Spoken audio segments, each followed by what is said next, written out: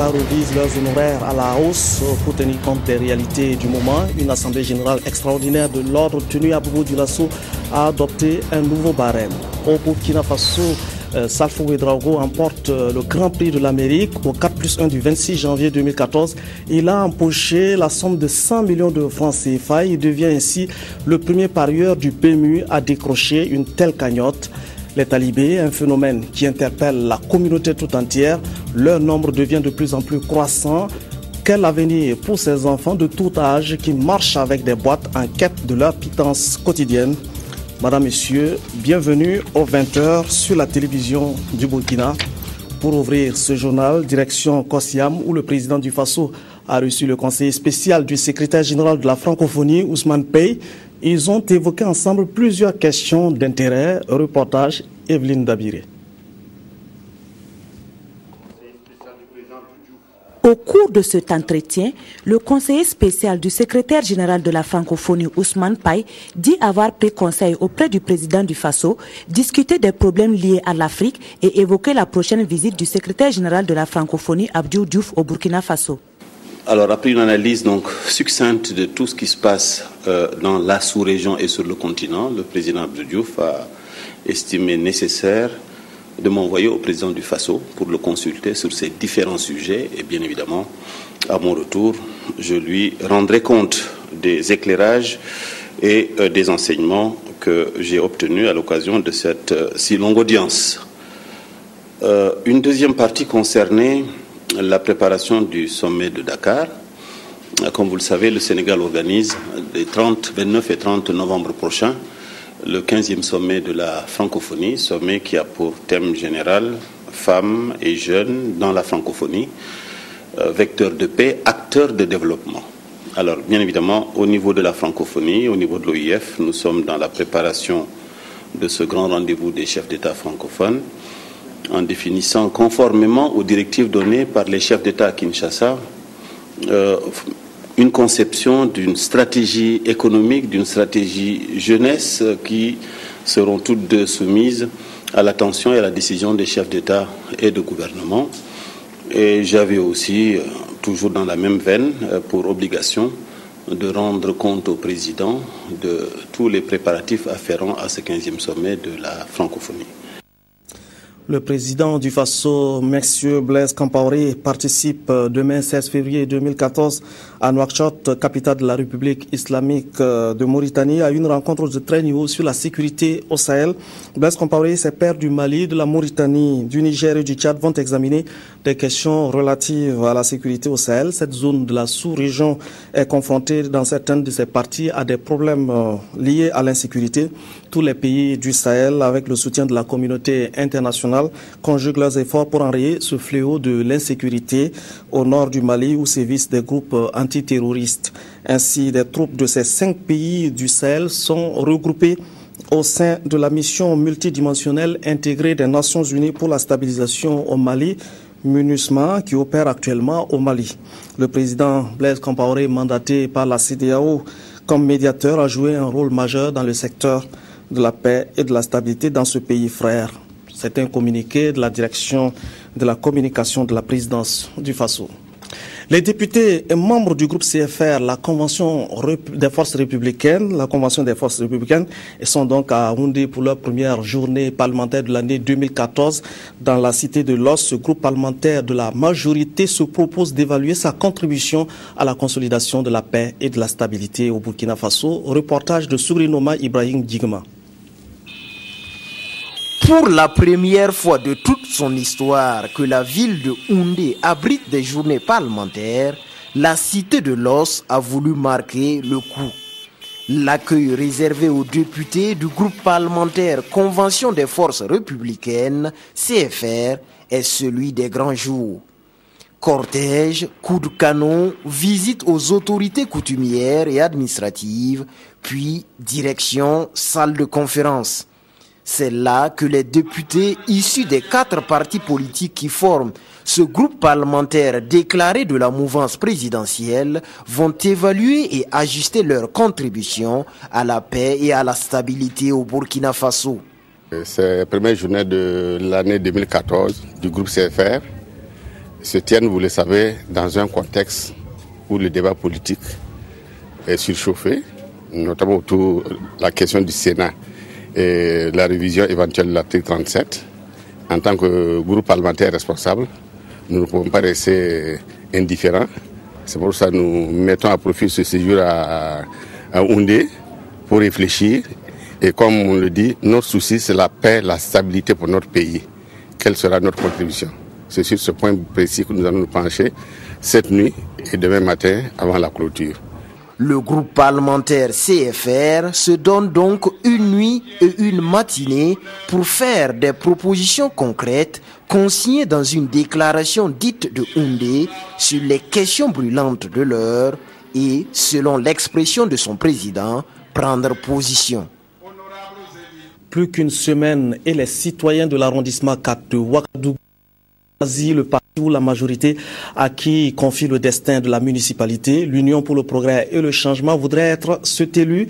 Hier, le parti du Lion a tenté encore une nouvelle fois de convaincre sur la nécessité d'opérer un changement à la tête de cette commune de Ouagadougou. Le reportage est signé de Adama Koulibaly.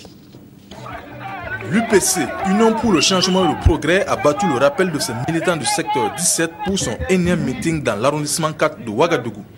Toujours le même mot d'ordre pour le président du parti du Lion, appeler ses militants et sympathisants à se mobiliser pour la victoire du parti au scrutin du 23 février prochain pour un changement de cap dans la gestion de cet arrondissement. Et pour cela, il appelle les militants à faire un vote utile. On a choisi, nous, une stratégie de meeting éclaté pour faire chacun des secteurs. Et d'ailleurs, en plus de ça, il y a un certain nombre d'actions communes le soir auprès des différents groupes cibles. Et c'est le même message, celui du changement. Ça fait la 3e fois qu'on est invité à voter dans cet arrondissement. Il faut que ce soit la dernière fois. Et pour que ce soit la dernière fois, il faut que clairement il y ait un changement en faveur de l'opposition et surtout de l'UPC. Si ce changement-là se produit, on pourra avoir une autre politique à mettre en œuvre qui, de mon point de vue, permettra maintenant à l'arrondissement de souffler et de se mettre au travail. 6 postes de conseillers sont mis en jeu dans le secteur 17 sur les 20 que compte l'arrondissement 4. Le candidat tête de liste de l'UPC dans cette circonscription rassure quant à la victoire du parti. Nous avons mené une pré-campagne de proximité avec l'adhésion surtout des jeunes militants et surtout des étudiants. Et nous avons maintenant l'adhésion des femmes. Nous avons foi à nos militants et nous remportons la victoire au soir du 23 février. Les différents responsables provinciaux de l'UPC étaient présents à ce meeting pour porter haut le flambeau du parti pour la victoire finale. Un nouveau parti politique s'amène sur la scène politique, l'AGIR, l'Alliance des jeunes pour l'indépendance et la République, un parti d'opposition et d'obédience sociale démocrate né à la suite d'une assemblée générale constitutive des leaders de jeunesse tenue le 25 janvier 2014. À travers le combat politique, ce parti veut faire entendre la voix des jeunes et influer sur les choix politiques pour une meilleure prise en charge des préoccupations et des aspirations des jeunes. Le reportage de Issa Cyril Yelemou et Zalissa Sanfou. L'Alliance des jeunes pour l'indépendance et la République AGIR veut l'émanation de la jeunesse burkinabé. La faible participation de la jeunesse à la gestion des affaires publiques, le chômage et l'éducation sont les raisons majeures qui ont motivé la création de ce parti politique. La présentation officielle de l'AGIR est intervenue au cours d'un point de presse. AGIR a été créé, porté sur les fonds baptismaux par une jeunesse burkinabé consciente, une jeunesse burkinabé qui a envie d'apporter sa contribution pour un développement harmonieux de Burkina Faso, mais un développement harmonieux avec la jeunesse en son cœur et non une jeunesse en marge. Le parti de la clé se veut de l'opposition et vise à faire passer le statut de la jeunesse du stade d'observateur à celui d'acteur. Agir s'assimile au verbe d'action agir et cela dénote de la volonté et de la disposition aujourd'hui de la jeunesse burkinabé à passer à l'action, à sortir donc de l'inaction, à arrêter de subir pour passer à une seconde phase qui est celle donc de prendre son destin en main.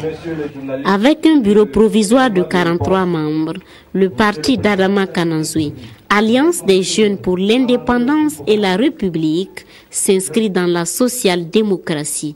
Sa devise, démocratie, travail et développement. Le barreau burkinabé se dote d'un nouveau barème indicatif. C'est en fait une révision à la hausse des honoraires des avocats en fonction des dossiers. Le souci de l'Assemblée générale qui a adopté cette réforme est d'adapter le barème aux réalités du moment. Le reportage de Anhadi Sandamba. Désormais, plus rien ne sera comme avant en matière de fixation des honoraires des avocats. Par exemple, pour un dossier en cours d'appel, les frais d'avocat se lèvent à un prix indicatif de 500 000 francs CFA contre 300 000 autrefois. Pour un dossier en cours de cassation, il faudra débourser 750 000 francs CFA au lieu de 500 000. Le premier rendez-vous, lui, est désormais payant pour une somme de 25 000 francs CFA. Et seuls les frais en première instance sont restés tels, à savoir 250 000 francs CFA. C'est le nouveau barème indicatif adopté après 72 heures de travaux de l'Ordre des avocats du Burkina Faso. Mais cette indication, ce barème indicatif est modulé en fonction de la difficulté du dossier, en fonction de l'importance du dossier, en fonction également de la situation du client. Ce nouveau barème a précisé les notions, les différents types d'honoraires, les méthodes de facturation, que ce soit au forfait, que ce soit sur la base d'un honoraire fixe et d'un honoraire de résultat.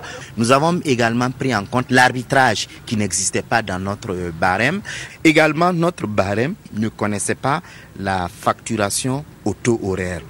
Nous avons donc introduit la facturation au taux horaire, mais ça c'est pour les grandes entreprises, à peu près 300 à 400 000 francs le coût horaire, qui peut être maintenant modulé en fonction des rapports que l'investisseur a avec son avocat. Et également, nous avons essayé de diminuer les différents taux au niveau des honoraires complémentaires. À cette Assemblée générale extraordinaire, des recommandations ont été faites. Il s'agit entre autres de la nécessité pour l'État de se faire assister par des avocats dans toutes les procédures contentieuses, de la présence de l'avocat à tous les stades pour assister les prévenus ou les accusés en matière correctionnelle et de la révision du montant des commissions d'office.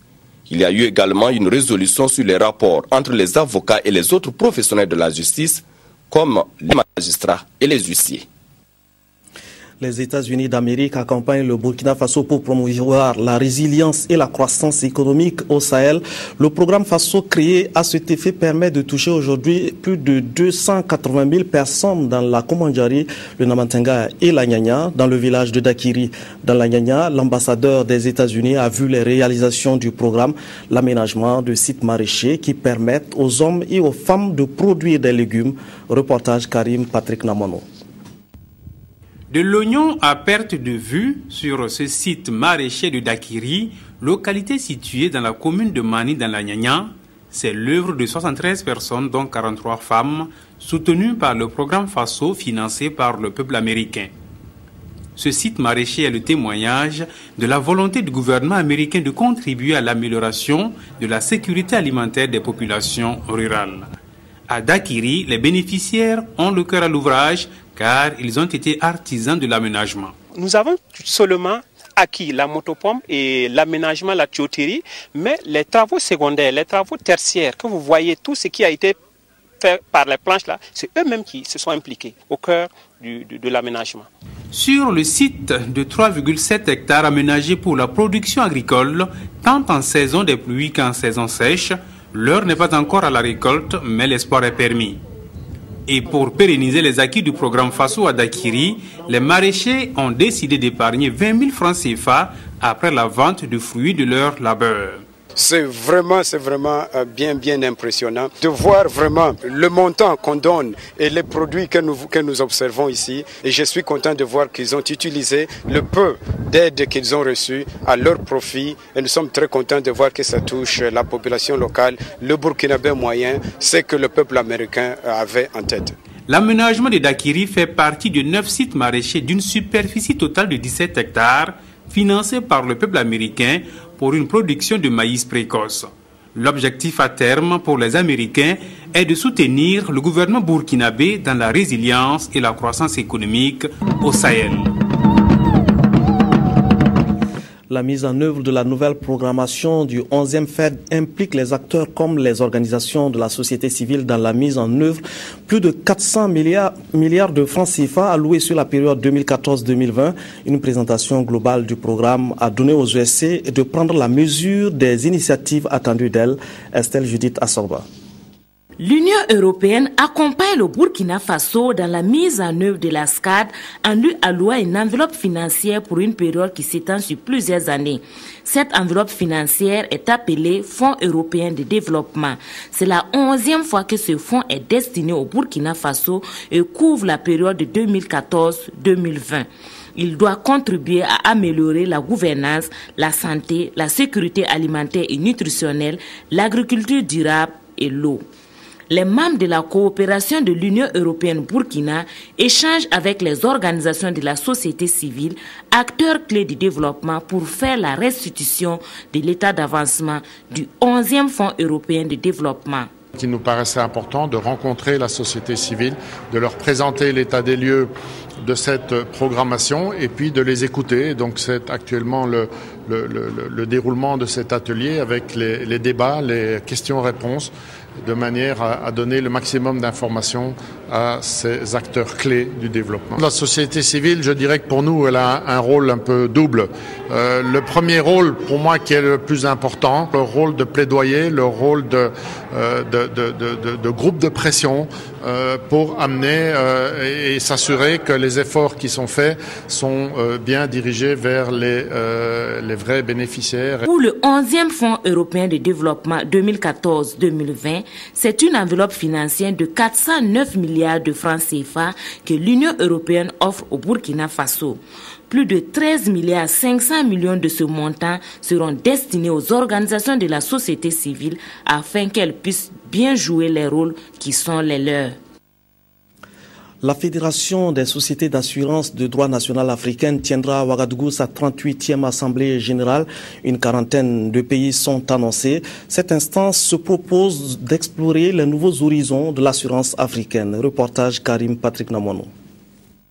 Le comité d'organisation de la 38e Assemblée générale des sociétés d'assurance d'Afrique est formel. Tout est fin prêt.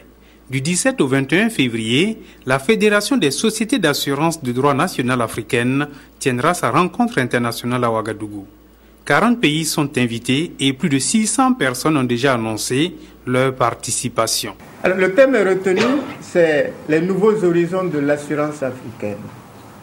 Il s'agit donc de pousser les assureurs d'Afrique à innover pour être toujours plus près de leur clientèle et des populations, pour inventer toujours des mécanismes qui permettent à l'assurance de jouer véritablement son rôle de soutien à l'économie et de protection des populations. C'est la 3e fois que le Burkina Faso abrite une assemblée générale des sociétés d'assurance d'Afrique. Au Burkina Faso, 14 pays d'assurance et de réassurance se partagent le marché avec un actif de plus de 76 milliards de francs CFA. Mais l'enjeu aujourd'hui est d'élargir le marché en prenant en compte le secteur informel, les paysans et les artisans. Si nous gagnons beaucoup de clients, nous allons diminuer nos frais de fonctionnement, nos frais généraux. Et plus nous diminuerons, plus il y aura de clients, moins il y aura de frais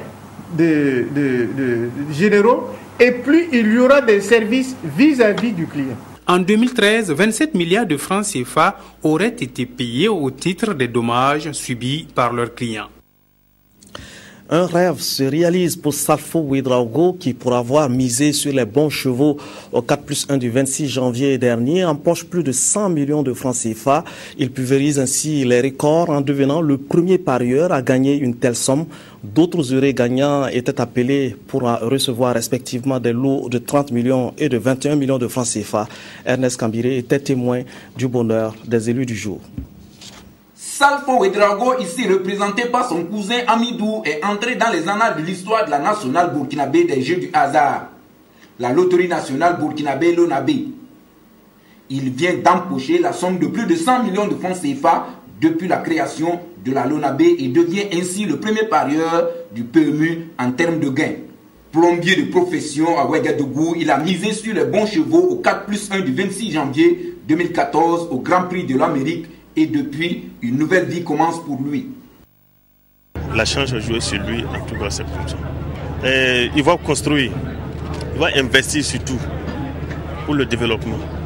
Avec très exactement 101 437 500 francs CFA, il détient désormais le record en termes de gains au niveau du PMU au Faso. Deux autres heureux gagnants qui ont fait leur entrée dans le cercle des multimillionnaires de la Loterie nationale burkinabé ont également reçu leur lot en cette soirée spéciale pour ces parieurs. Émile Zongo, cultivateur à l'Aïe, pour avoir joué seulement 200 francs CFA le 27 janvier 2014, repart avec la somme de plus de 21 181 500 francs CFA. Joanny Zongo, lui, est comptable dans une société de la place et pour avoir misé 18 900 francs CFA, le 7 février 2014, il empoche plus de 30 millions de francs CFA. C'est un gain qui me vient tout droit au cœur, puisqu'il est tombé à point nommé. J'en avais besoin, puisque pour parfaire certaines de mes réalisations, voilà. Je ne serais franchement dit, je suis tellement comblé et je ne saurais que remercier l'Éternel. Avec les remises de ces importants lots, le cru 2014 des heureux gagnants de la LONABé s'annonce bon. Occasion pour la directrice générale de rappeler pour l'opinion publique nationale que pour 2013, 1407 multimillionnaires ont été enregistrés pour plus de 48 300 millions de francs distribués. Nous avons voulu vraiment faire cette cérémonie pour montrer qu'au niveau de la LONABé, il y a effectivement des heureux gagnants et ce qui répond vraiment à notre slogan. À l'occasion, le car podium flambant neuf de la LONABé a été présenté et les officiels ont pu apprécier les équipements de ce moyen de communication et d'animation grand public. Ouagadougou et ses environs connaissent des déficits de production en eau potable et ces difficultés pourraient se maintenir sur la période 2014-2016. Les responsables de l'ONEA ont donné des explications sur les causes de ces difficultés et les mesures d'atténuation qui sont prises. Des travaux d'aménagement sont engagés dans la station de Paspanga. C'est Sylvestre Da. Une projection PowerPoint pour mieux faire comprendre les difficultés auxquelles l'ONEA est confrontée dans la desserte en eau potable de Ouagadougou et de ses environs. Les premiers responsables de l'Office national de l'eau et de l'assainissement expliquent que la production actuelle au niveau de l'ONEA Ouaga, soit 108 m3 d'eau par jour, ne suffit pas pour couvrir la demande en eau des populations, surtout en période chaude, correspondant au mois de mars, avril et mai.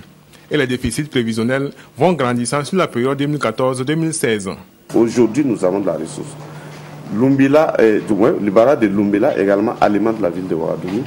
À Lumbila, nous avons 42 millions de mètres cubes. Nous prélevons au maximum 10 millions. Et à Ziga, nous avons 200 où nous prélevons aux environs de 35 millions. Donc la ressource est là. Il faut qu'en fonction de la demande, qu'on puisse mettre en place des dispositifs pour permettre de couvrir la demande en eau potable. Les causes essentielles du déficit sont de l'avis de l'ONEA, l'expansion spatiale de la ville et l'accroissement de la population. À cela, il faut ajouter que les installations des deux stations de traitement, celle de Ziga et celle-ci à Paspanga, sont dépassées. Ce qui justifie les travaux de réhabilitation en cours pour pallier la dégradation de la qualité du service. Dans l'immédiat, nous allons renforcer et réhabiliter la station de traitement de Paspanga. Nous allons organiser la gestion des déficits et nous allons mettre en œuvre un programme de réduction des pertes d'eau. À court terme, il s'agira de réhabiliter 57 forages existants et de réaliser 43 nouveaux. Nous allons toujours à court terme étendre la zone desservie par la station de Paspanga. Nous allons acquérir des groupes électrogènes pour les sites qui n'en disposent pas. À moyen terme, il s'agira de la mise en œuvre de la station de la phase 2 du projet de Ziga.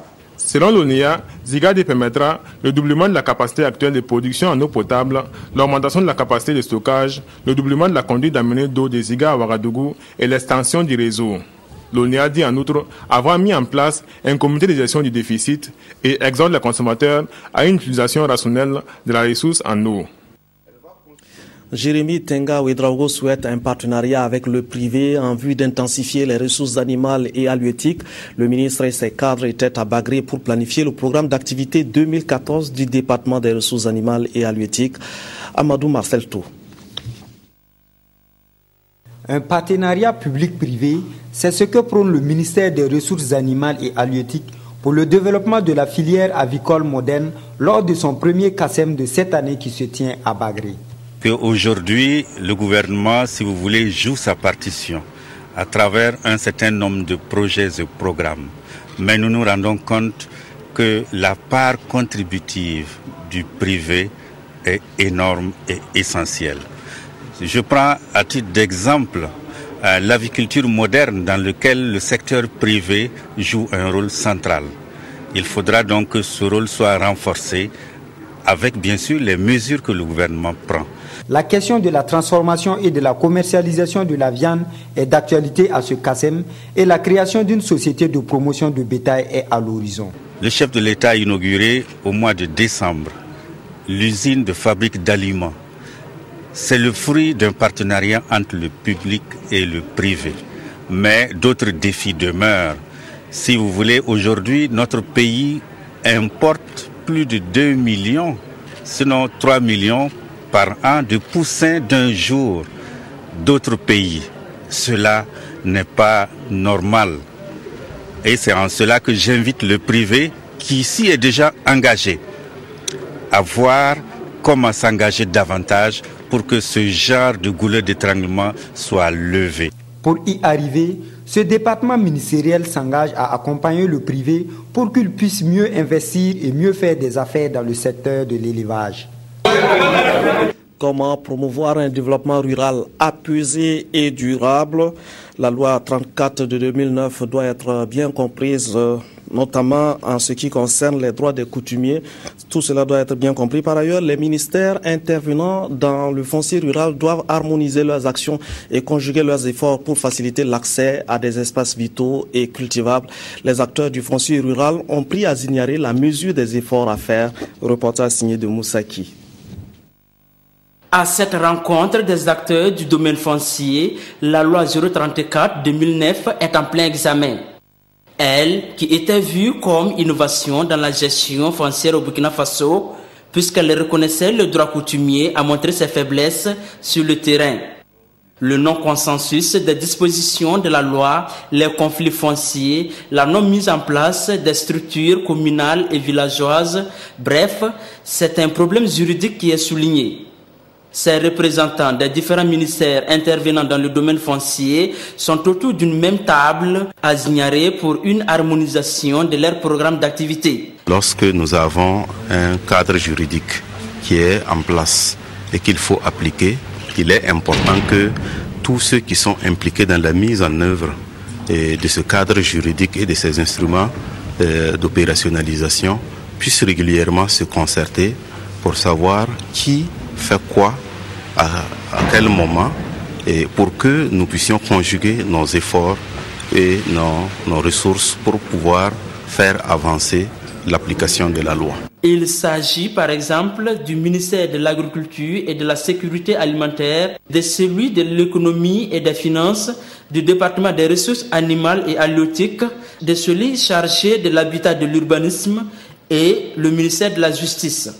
Ces acteurs du domaine foncier veulent donc explorer durant les 2 jours des solutions à la problématique du foncier pour que chaque citoyen ait accès à un espace vital et cultivable afin de promouvoir un développement rural apaisé et durable. Le CADES Caritas Dori travaille à mettre en place une ferme-école pour contribuer à l'autonomisation des jeunes du monde rural. La deuxième promotion de ce projet a formé 9 jeunes en embauche bovine. En fin de formation, ils ont reçu du soutien en matériel et en numéraire pour lancer leurs entreprises agricoles. Zobaviel David Dabiré et Alexis Ouedraogo.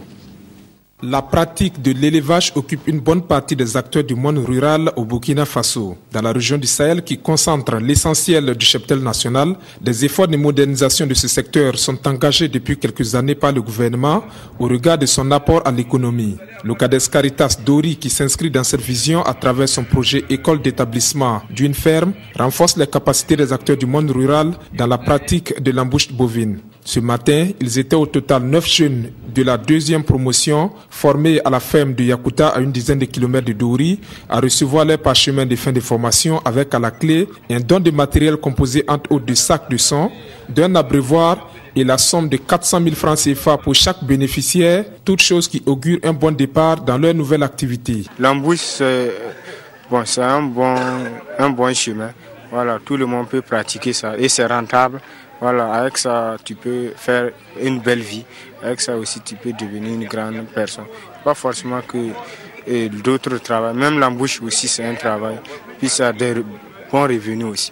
Les principales composantes de ce projet ont pour objectif d'assurer une émancipation socio-économique effective des populations du Sahel à travers la promotion des activités génératrices de revenus. Alors sinon, si nous avons la possibilité, nous allons étendre ça à presque tous les jeunes, mais vous conviendrez avec moi que cela n'est pas possible. Mais avec l'exemple, ça sera un critère aussi, un domaine de formation pour les autres jeunes. C'est juste pour commencer, attraper un bout pour que le reste suive. Donc c'est dans ce sens que nous avons choisi le secteur de l'embouche ovine et bovine, sans oublier que cela fait partie des activités ordinaires des populations du Sahel. Donc c'est les encourager à mener cette activité qu'ils mènent déjà, mais à renforcer leurs capacités dans le domaine de l'élevage. D'une valeur de près de 71 millions de francs CFA, ce projet initié par l'Ocades Caritas Douri avec l'appui financier de la Caritas Innsbruck-Autruche devra permettre à terme la formation de dizaines de jeunes et d'accroître la capacité de résilience des populations du monde rural. D'autres filières telles la production laitière seront prises en compte dans les sessions de formation à venir. Le maire de Samba appelle tous les acteurs locaux à s'impliquer pour booster le développement socio-économique de la commune. C'était à l'issue d'une journée d'information et de réflexion qui a réuni des personnes ressources et les sympathisants de cette commune du Passoré, Jonas Wemba et Isaïe Parkouda. Rencontre d'information et d'échange entre les autorités municipales de Samba et les ressortissants de la dite localité. C'est une journée de réflexion pour ces fils et filles de cette commune rurale qui entendent canaliser leurs efforts autour du plan communal de développement. Validé en mai 2007, ce programme vise à faire de Samba une commune pourvoyeuse de produits agricoles et d'élevage, une commune qui intègre l'éducation et la santé dans son plan d'action prioritaire. Nous avons pensé qu'une telle rencontre permettrait à tout un chacun de s'apercevoir des besoins de la population de Samba et de s'engager chacun dans son domaine d'intervention pour aider cette population à atteindre son épanouissement. Nous allons pouvoir, à partir de ces cadres de rencontres-là, répartir de façon judicieuse les interventions à même de propulser le développement. Déjà, j'aurais su, je ne serais pas venu à cette réunion, je n'aurais pas compris que l'ambulance faisait partie des préoccupations. Alors donc, j'ai quand même bien noté ça et ça va faire partie également de mon plan stratégique de recherche d'intervention. Ces forces vives ont bénéficié à l'occasion d'une communication sur les enjeux de la décentralisation. La rencontre de ce jour permettra au maire et au conseil municipal de faire l'état des lieux, de permettre aux populations citoyennes et citoyennes de comprendre comment la commune est gérée. Parce que je pense que une des missions fondamentales d'un maire et de son conseil municipal, c'est d'exécuter les plans et programmes de développement, mais c'est aussi de rendre compte à la population pour enfin prendre en compte d'autres préoccupations qui n'ont pas trouvé de solution. Samba est l'une des 9 communes de Passoré dans la région du Nord. Elle compte 26 villages et sa population est estimée à environ 40 000 personnes. Le cancer infantile fait de nombreuses victimes au Burkina Faso. Face à ce fléau, des acteurs s'engagent. C'est le cas de l'ACCIB, Action contre le cancer infantile au Burkina Faso. La lutte s'avère ardue et nécessite beaucoup de moyens financiers et l'implication de tous. Cette organisation a voulu faire entendre sa voix en cette journée de lutte contre le cancer infantile. Kadou Romenki. 2 jours à échanger sur le cancer infantile, l'ampleur du phénomène et la problématique d'une prise en charge efficiente. C'est une activité qui se tient à l'occasion du 15 février, date commémorative de la Journée mondiale de lutte contre le cancer infantile. et l'Action contre le cancer infantile au Burkina Faso, ACCIB, espère via ces échanges aboutir à des propositions de solutions concrètes en ce qui concerne le traitement du cancer des enfants. Un mal qui peut se présenter de nos jours comme un problème de santé publique. On veut développer l'agriculture. Qu'est-ce que c'est que l'agriculture sans les OGM aujourd'hui? Qu'est-ce que c'est que l'agriculture sans les pesticides? Voilà des questions qu'on refuse de se poser. Si c'est ça le développement, visiblement on aura affaire au cancer.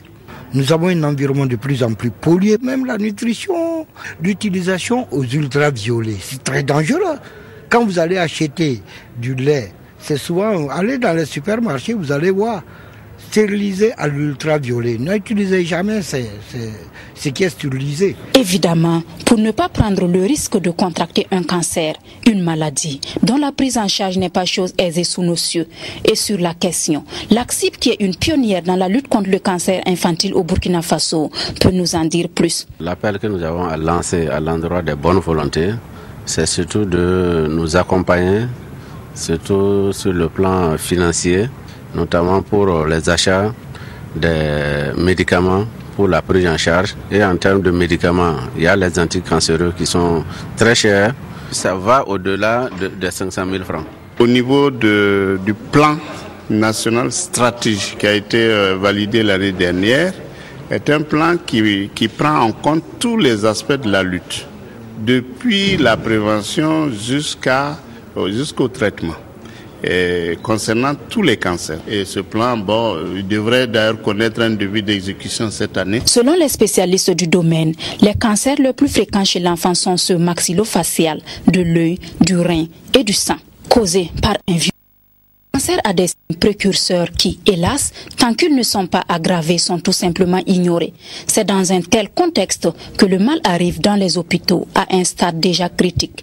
Une situation vécue douloureusement par de nombreuses familles et qui, à tort ou à raison, contribue au renforcement du doute sur la guérison du cancer au Burkina Faso. Un autre fléau, des enfants de tout âge, boîte en main, qui se promènent, ce sont des talibés et on en rencontre partout. Leur nombre va de plus en plus croissant et cette situation interpelle tout le monde et la communauté. Ces enfants, à l'avenir incertain, ne constitueraient-ils pas une menace pour la cité? Focus sur le phénomène à Waïgouya dans la cité de Nabakango avec Adama Ouedraogo. La cité de Nabakango semble être la ville par excellence de talibés.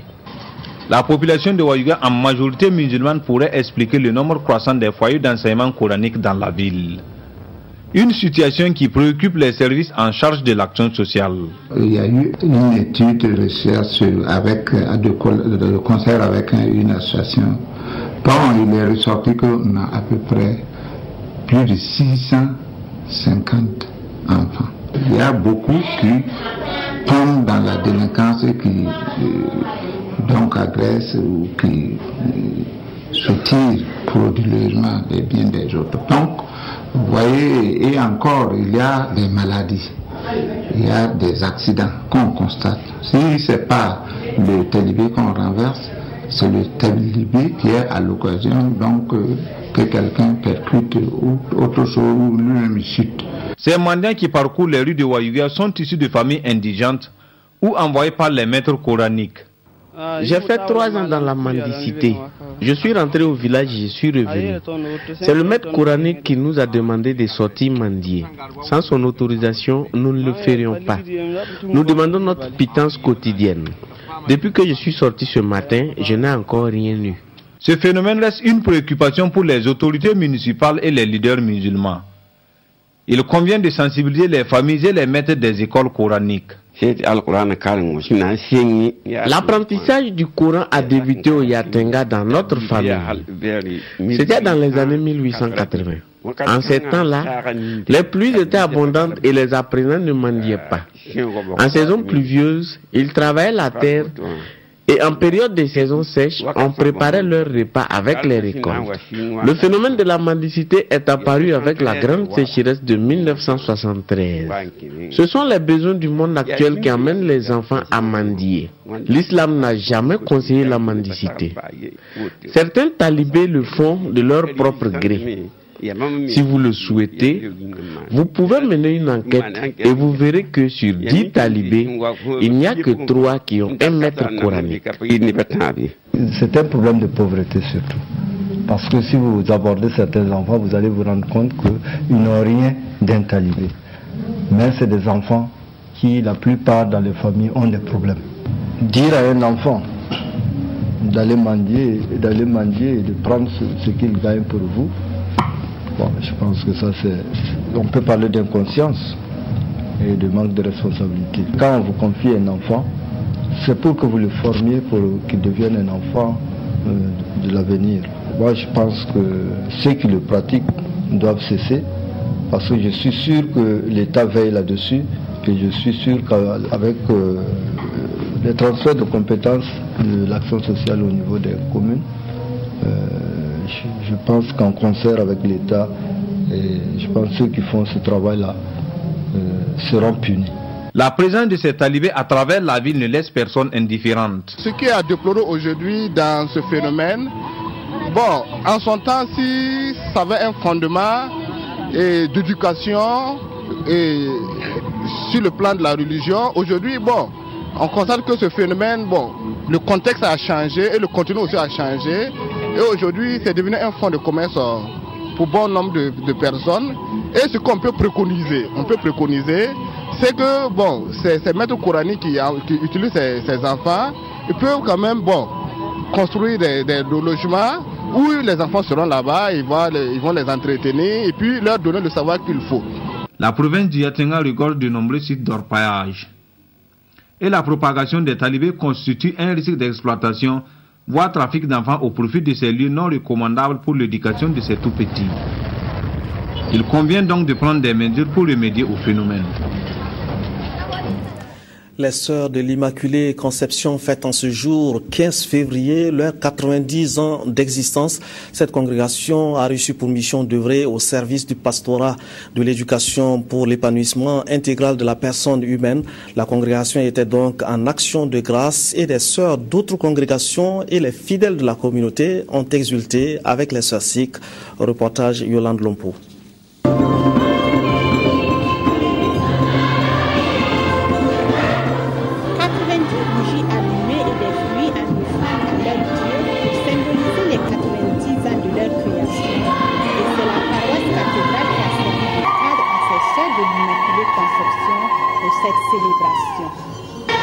Et ils étaient nombreux à venir s'exulter avec elles à travers une messe d'action. Une Eucharistie célébrée dans la joie par Monseigneur Jean-Marie Untani Kompao. Et nous souhaitons qu'elle cultive vraiment un idéal de vie religieuse toujours fort, hein, qui permette vraiment à notre humanité de voir vraiment en elle notre vie future. La congrégation des Sœurs de l'Immaculée Conception de Ouagadougou, qui compte actuellement près de 500 membres repartis dans plusieurs pays d'Afrique, avait été jadis confiée aux soins des Sœurs missionnaires Notre-Dame d'Afrique.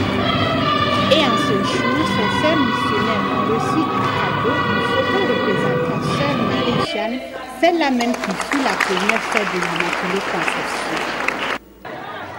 Recevoir la première religieuse d'un pays, ça c'est quelque chose d'extraordinaire. C'est vraiment un don du Seigneur. Elle a dû traverser beaucoup de barrières et elle l'a fait. Donc pour les jeunes aujourd'hui, elle est vraiment un modèle. Au cours de ce moment de dissellement où leurs représentantes ont reçu ces bougies, elles se sont engagées à assurer la continuité de ce que Monseigneur Thévenou et les sœurs missionnaires Notre-Dame d'Afrique ont commencé.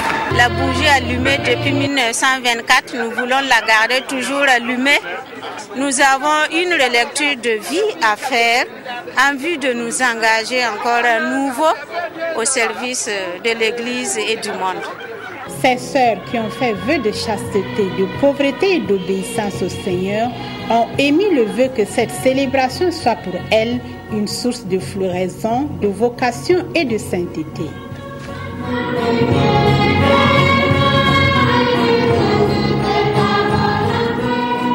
Retour à Ouagadougou pour clore sportivement ce journal. L'Asfa Yenenga s'est qualifié pour les 16e de finale de la Ligue des Champions. C'était cet après-midi au stade du 4 août.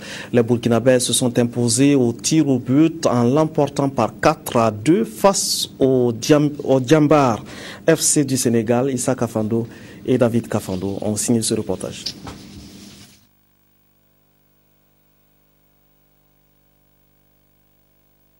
L'Asfa Yenenga se qualifie à l'usure face au Djambar FC et retrouve les 16e de finale de la Ligue des Champions grâce à un Mohamed Kaboré décisif pendant l'épreuve des tirs au but.